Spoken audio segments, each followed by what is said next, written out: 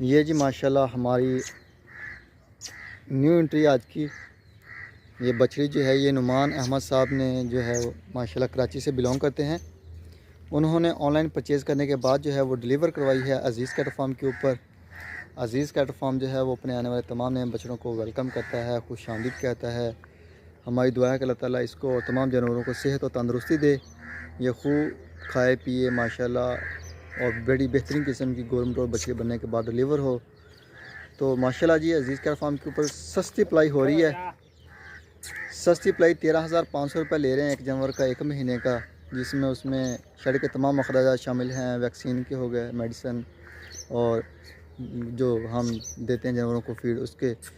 बाकी मौसम के लिहाज से हम गर्मियों में सरसों का ऑयल और सर्दियों में घी वगैरह भी देते हैं तमाम जानवरों को। तो माशाल्लाह जी पूरे पाकिस्तान में होम डिलीवरी की सहूलत के साथ